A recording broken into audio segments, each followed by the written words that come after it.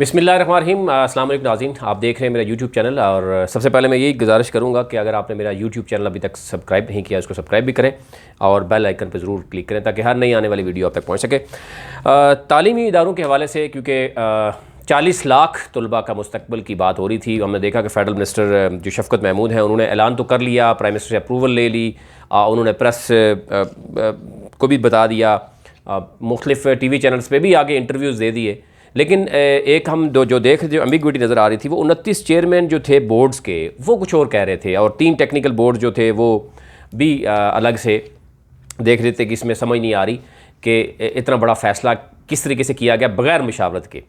पहले तो अप्रूवल हो गई, उन्होंने ऐलान भी कर दिया कि जनाब एक तो 15 जुलाई तक कोई भी तालीमी इदारा खुलेगा नहीं, उसकी तो समझ आ रही थी। लेकिन उन्होंने कहा जी इम्तिहान सस्पेंड भी नहीं हुए, मुलतवी भी नहीं हुए, उन्होंने कहा कैंसिल कर दिए तमाम इम्तिहानात। और उन्होंने कहा जी सारे स्टूडेंट प्रमोट हो गए।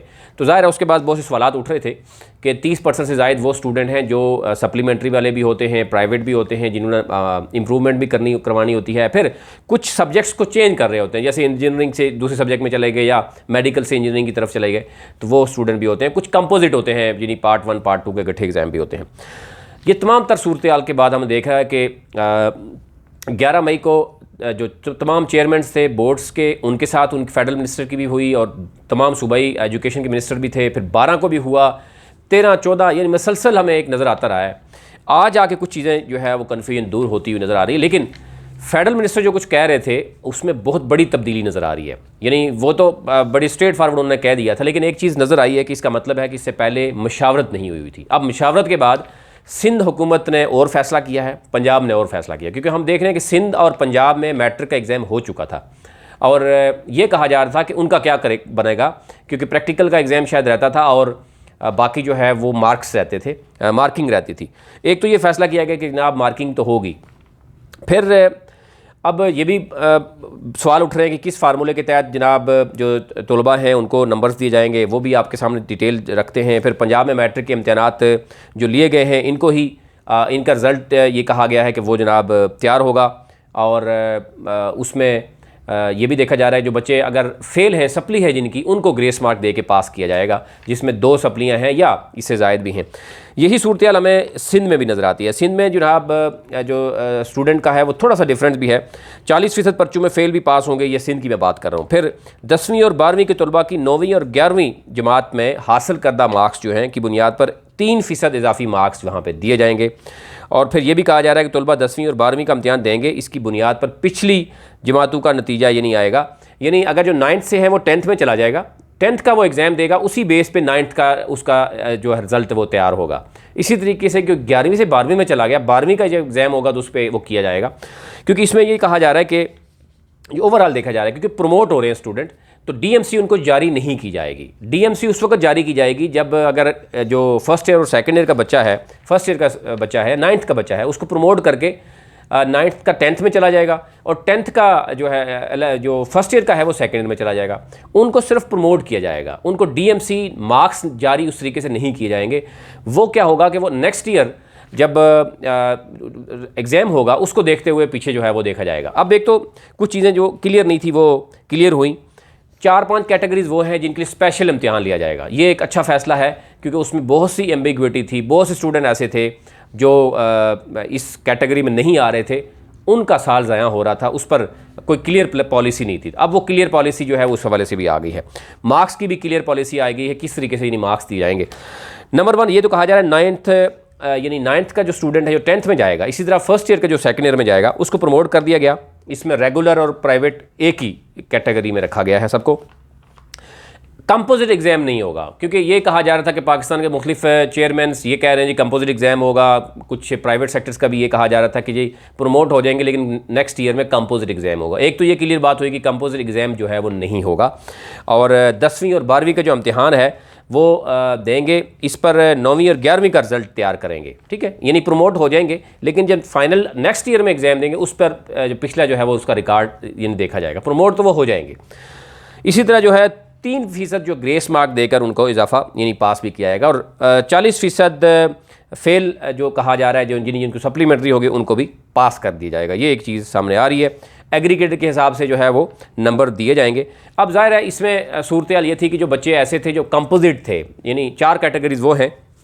नंबर 1 कि जो ये समझते हैं कि हमारा इम्तिहान ठीक नहीं हुआ था, हम दोबारा इम्तिहान देना चाह रहे थे। कई ऐसे स्टूडेंट होते हैं जो ये चाहते हैं कि वो दोबारा इम्तिहान दें। एक तो ये कैटेगरी है। दूसरी है कि 11वीं से 12वीं का जो इम्तिहान है, बहुत से स्टूडेंट ये कहते हैं कि हमें 11वीं के जो इम्तिहान पे अगर आप उस पर नंबर देंगे या 9th के बेस पे नंबर देंगे, 3% ग्रेस मार्क भी दे दें, तो फिर भी हम ये समझते हैं कि हमारे कम मार्क्स आते हैं तो वो भी बाद में एग्ज़ाम दे सकेंगे।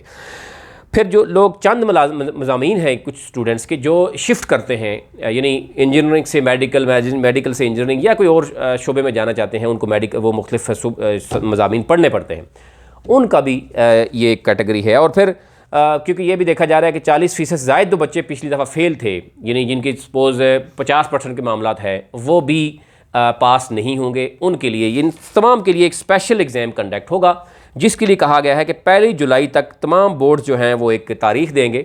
उस तारीख़ तक तमाम तलबा जो इस कैटेगरी में फॉल करते हैं वो अप्लाई करेंगे और फिर ओवरऑल देखा जाएगा कि वो कितने स्टूडेंट हैं। एग्ज़ाम जो है वो सितंबर से नवंबर के दरमियान में लिया जाएगा।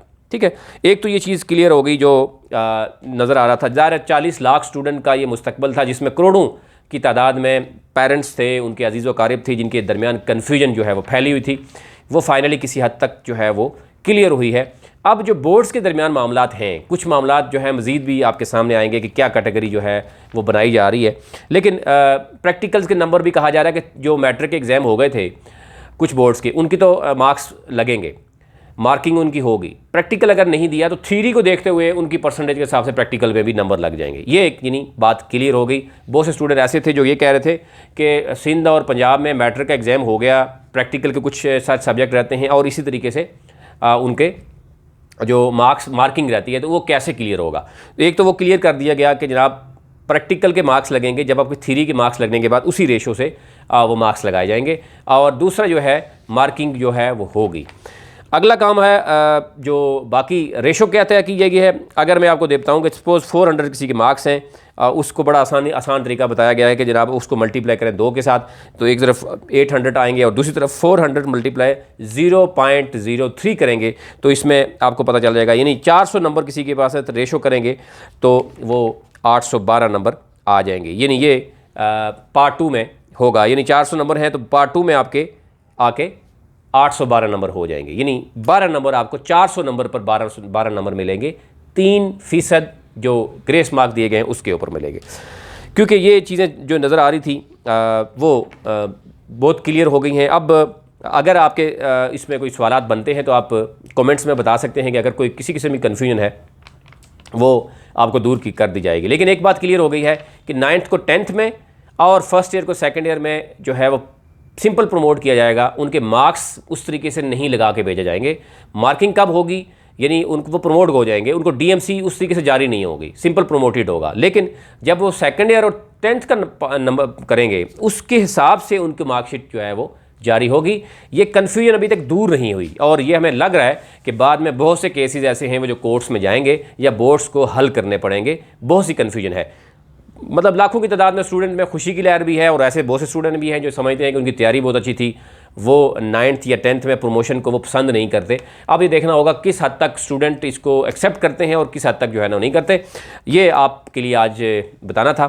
और मज़ीद मैं आपको एक बताता चलूँ एजुकेशन से रिलेटेड, क्योंकि एजुकेशन से रिलेटेड ख़बर है कि Pakistan medical and dental council की एडहॉक कमेटी का इजलास भी हुआ। क्योंकि आपने देखा होगा कि पीएमडीसी को पहले जो है वो ख़त्म कर दिया गया था, उसकी जगह एक और बॉडी सामने आई थी, हाई कोर्ट ने दोबारा उसको बहाल किया। उसके बाद उसकी एडहॉक कमेटी का इजलास हुआ और पीएमडीसी ने 15 मेडिकल कॉलेजेस की रजिस्ट्रेशन मनसूख कर दी है। इजलास में ब्रिगेडियर हफीज़ुर रहमान को रजिस्ट्रार पीएमडीसी बहाल जो है वो कर दिया था। उसके बाद ये कहा जा रहा है कि मज़ीद कुछ कॉलेजेस दोबारा मेडिकल उस पर चलेंगे, हाई कोर्ट में चलेंगे और 20 मई को हाई कोर्ट ने पीएमडीसी को तलब किया है कि ये क्या मामला है। तो ये एक एजुकेशन से रिलेटेड ख़बर थी, वो भी आपको बता दी है। आज तक के लिए इतना ही, मज़ीद कल आपकी खिदमत में हाज़िर होगी।